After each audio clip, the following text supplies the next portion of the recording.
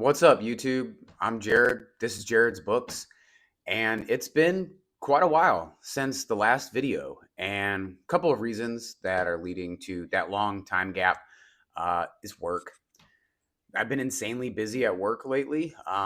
We're kind of a seasonal business that I work in, so we have big seasonal swings, and summertime is go time.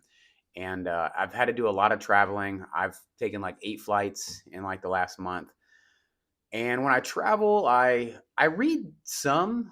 It depends. Sometimes I can really lock in on a plane ride. Sometimes I'm just kind of like ketosis, body shuts down, and self preservation mode, and running off pure adrenaline. And that was the last visit. The second is because I just finished reading Stephen King's Duma Key, which we'll be talking about today. And as you can see, it's not a short read. 626 pages. Um, and yeah, let's jump right on in. So I heard about this one through another forum, and I don't even think they were doing like another channel. I don't think they were even doing an actual book review. They were talking about they went somewhere and they were in a circle of people talking about Stephen King's top novels. What are some of his top novels? And Duma Key got thrown around quite a bit. And I wanted to read another Stephen King because it's like my safe space for reading because I like the way I like his storytelling. And I figured I'd give it a shot. So these characters in the book are awesome. You know, Stephen King just does such a great job with character development and getting you to buy into the characters. And he does it again here. And I was thinking this one was going to be a super sleeper. This was going to be one of the best ones ever for like 400 pages of great suspense building, character building. And then this thing took a hard right turn to Bullshitville. Um, and I'm a huge fan. I don't know if you can see the bookshelf back there. That top shelf's predominantly Stephen King novels. Um, I'm a massive fan. Second favorite author of all time behind John Steinbeck. And this one, it took a hard right turn when it started coming up with what was the spooky issue. You know, like there's always something. So to give you some background, there will be spoiler alerts in this review just because I don't recommend reading the book. So I don't think you should read it. So I will give away some things. This book follows Edgar Fremantle. He is a excuse me, a now retired former general contractor that had a terrible accident while on a construction site where a crane backed over him. He didn't hear it because the backup sensor wasn't working, and it crushed him. It caused him to have his right arm amputated. It crushed his skull, giving him severe brain trauma. And he slowly but surely comes back. But in the course of that rehab, he loses his marriage. They go through a divorce. And to start fresh, he moves to a key off the Florida coast, Duma Key. Out on Duma Key, he discovers an urge and talent to paint. He's always been somewhat artistic, but this is something like none other. His phantom arm that doesn't exist anymore burns and itches with the desire to paint. So he goes on these big painting things, and he starts painting things that he finds that are coming true, um, or foreshadowing in the future. On the key is also you meet a Jerome Wireman who becomes his best friend. Jerome Wireman's quite the character. He's a very interesting character. He's funny. Uh, their back and forth is what really got me into the book. I really liked their relationship between the main protagonist and Wireman. And then there's Elizabeth Eastgate, who is a elderly, very upper class, in her mid 80s. She's on her way out, dying from Alzheimer's, and Wireman is the one that actually takes care of her at this big property that's also on the key. So the whole story is kind of hard, and that was like part of the problem with the novel is that there's like this painting thing going on where he's painting things that are happening. Then there's Elizabeth Eastgate, the 80-year-old lady. She had the same gift when she was a child. And then it turns out that what's been making them paint and draw these things is actually a like an otherworldly entity named Percy. Problem with Percy is they never really explain what Percy is or where it came from. Um, the main thing is she is a three-eyed woman that or spirit woman that comes up on like a ghost ship out of the ocean.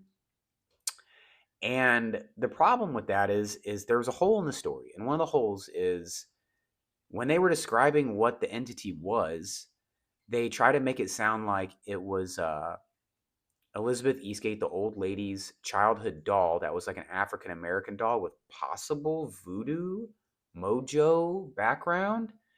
The only problem with that is in the end, when everything was coming to a climax, the doll comes to life and helps the protagonist. But I thought it was possessed by the entity.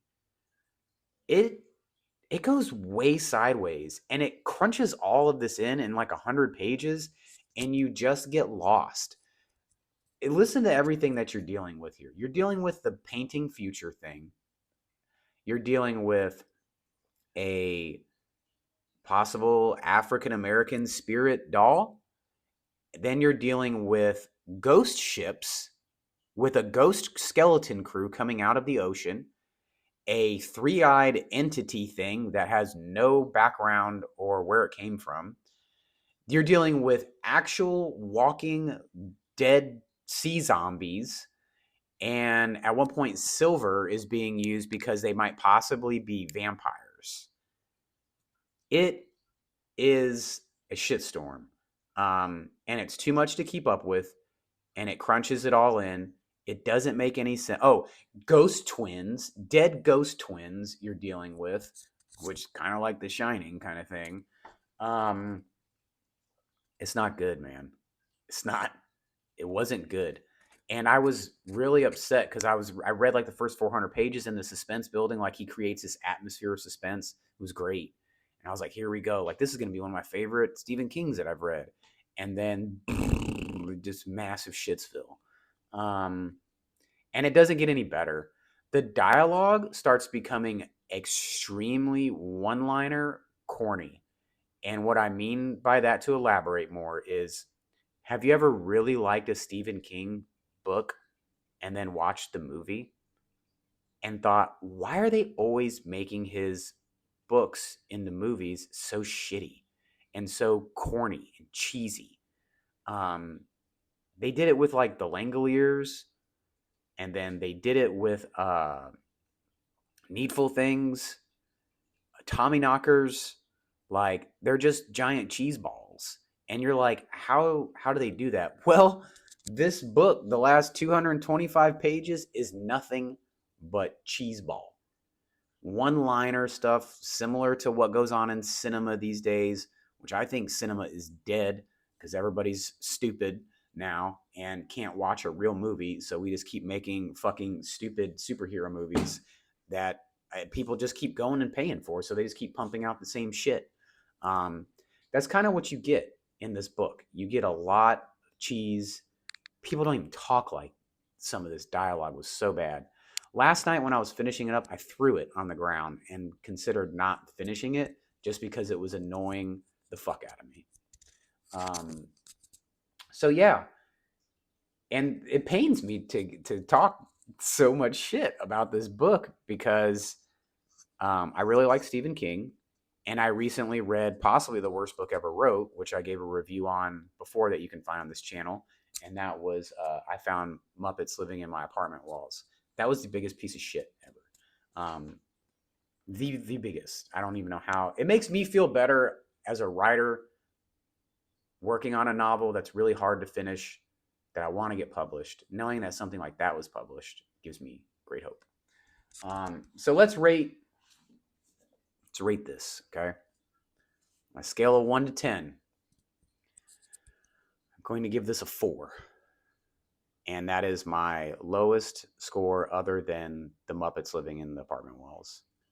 This, I don't recommend reading this. Another thing is 626 pages. This book could have been 400. Stephen King's notorious for going on side tangents and kind of filling things up a little bit. But I don't really have a problem with that because in a lot of his books, it ties into the story. Like in it's over 1,000 pages. And there's whole chapters of side story, but it all tied in to the main story. This stuff is like 2 pages of how they sat down on a bench. Um, it's also told from a first person point of view, which sometimes works really well, sometimes backfires. It was working very, very well the first 400 pages. And then, like I said, Shitsville after page 400. It's garbage. I think Stephen King pumped out a book for the sake of pumping out a book with this one. I hate to say that. I also think his editor, when he got this in the mail, just hit okay and said run with it because this thing has not fucking been edited. You're not going to convince me of that. 4 out of 10. I don't recommend it. I'm sorry, Stephen King. Love you to death, man. You're still my safe space for reading, but this stinks. So, in other news, what do we read next? I picked up, it's downstairs, so I don't have it. Probably should have brought it up here, but I don't take any notes or plan any of this shit. I just hit play. Stoner by John Williams. And I got the recommendation for this one from another YouTuber. His channel is Books Are Sick. I highly recommend you check him out. It's awesome. Gives great reviews. He has great content in general. He seems like a really cool guy. Very charismatic, great personality. He speaks very highly of John Williams. He speaks very highly of Stoner in particular. And after I started reading it, it has a very classical literature feeling, which I am craving after kind of being science fiction out, horror science fiction out after this. How I feel now after reading this book is how you feel about that first alcohol you ever got sick on. Like mine was Seagram 7, and I still can't smell it to this day. And I feel like Seagram 7 towards Stephen King right now, and it's going to take a while to go back. So we're done with Stephen King for a while because that sucked. I was reading Between Two Fires. I think I mentioned this before. Christopher Buehlman. This one gets really good ratings, but the story didn't seem that original. I haven't finished it. I haven't even really cracked the surface of it. So, I know I need to give it a shot. I'll admit that too. But this just reads like the Arya Stark Hound story from Game of Thrones, like almost to a T. The characters are almost the same, except the girl in this one is not as like brave and verbose as Arya Stark in Game of Thrones. So I don't know. I feel like I've kind of seen this episode before. We'll see. If I don't read Stoner, I might do a nonfiction wash. And I'm looking into reading Midnight in Chernobyl. That one looks really good. I also might read The Professor and the Madman, which I loved the movie with Sean Penn and Mel Gibson about how the Oxford English Dictionary was created. So those are what I'm juggling. I will be putting out 2 videos this week, though, to kind of make up for my absence. I got some pretty good books back there. I don't think I've ever reviewed There Will Be Blood. I thought about reading that again just because the prose was so good to get some good literature in my brain to wash it after reading that. So, might do There Will Be Blood. I might do a review on it because that is easily one of my top 5 favorite books of all time. I think that's some of the best prose that has ever been written. Truman Capote knocked it out of the park with that one. And he didn't do that with all his other books because I've read them. So that one really shines out. So that's where we're at. This video went on a little bit longer. I am still working on my novel. It is a painful process that is slowly driving me mad. But as soon as it's done, as soon as it's done, you guys will be some of the first to know. So this was actually take 2 of this video. Hopefully this file does not get corrupted and I can actually upload it. If you like the content, please give me a like, give me a subscribe, and follow along. And we'll talk more about books. As always, thanks for stopping by. Keep reading. Talk soon.